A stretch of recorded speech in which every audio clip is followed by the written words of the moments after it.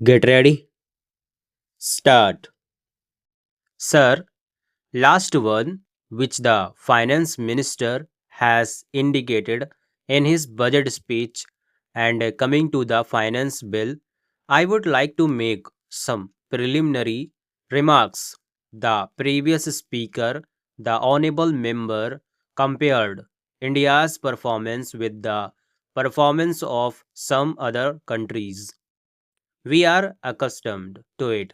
Whenever members of the Treasury benches speak, they compare India's performance with that of Pakistan, Ghana, Nigeria, and so on. I think it is most irrelevant. India cannot be compared with Ghana or even with Pakistan. India's industrial base, its resources are not comparable to any of these countries. Even such comparison is done on a very convenient basis. Even if you compare India with those countries, you will find, for example, the percentage of literacy in Ghana and in some of the African countries quite different.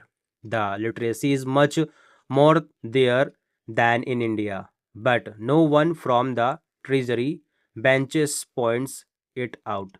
As regards per capita income in Ceylon, which is a much smaller country than India, is higher than in India.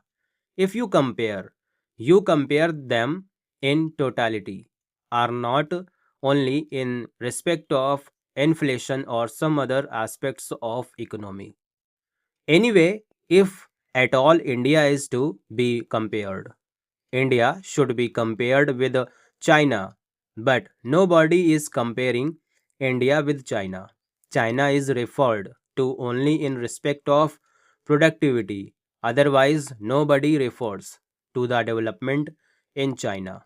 While discussing the finance bill, I would like to make a little reference to the original budget because the finance bill is meant to give effect to the financial proposals contained in the budget for the year 1998 to 1999.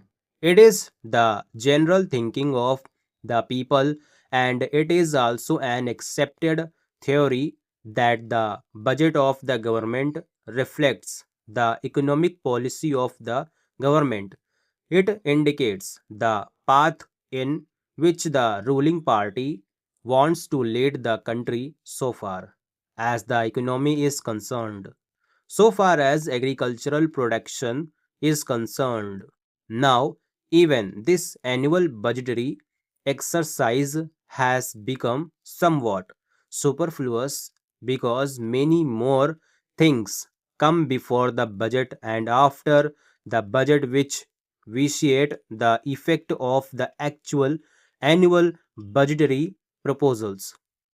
This year, before the budget was presented to Parliament, he government came out with proposals for hikes in administered prices, and it amounted to more than 3,000 crores of rupees. Now, after that, the budget was presented, and now we are discussing the finance bill. The whole thing is to be repeated. It is quite possible that after the parliament session is over, the government will again come out with proposals for hikes in administered prices for 1,000 or 2,000 crores. So, the annual budgetary exercise for the last few years has become an exercise which does not reflect the reality, which does not reflect the actual economic policy of the government. Sir, while in the budget, the government came out with a huge deficit of rupees 7,000 crores or so. At that time, all of us predicted and all of us apprehended that there would be a double digit inflation.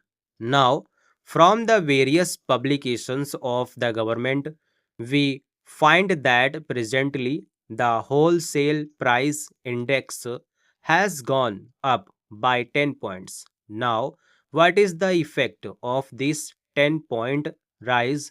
It does not reflect the actual prices because the manner in which the index figures are compiled is not quite correct, and we have raised objections several times.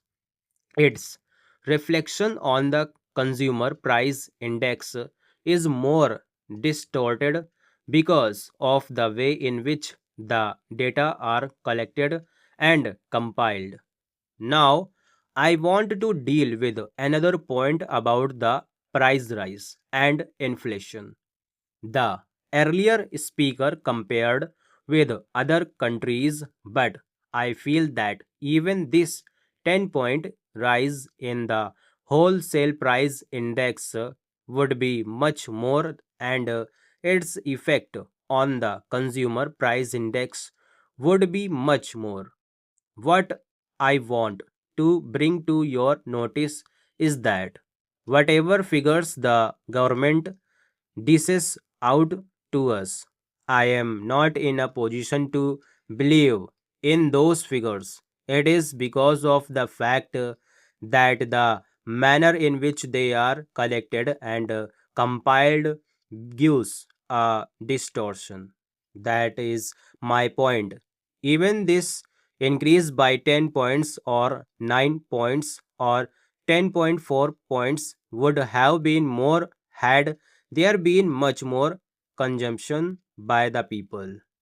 What is the purchasing power of the people? All the people have not got the purchasing power. Under consumption of the rural masses, under consumption even of the city poor, have helped the government in maintaining the so called 10 points rise. Had there been more consumption by the masses, the inflation rate would have been much more.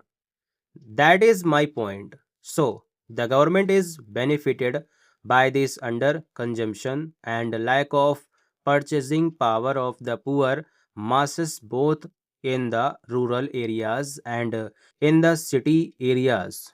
This is one of the redeeming features. Stop.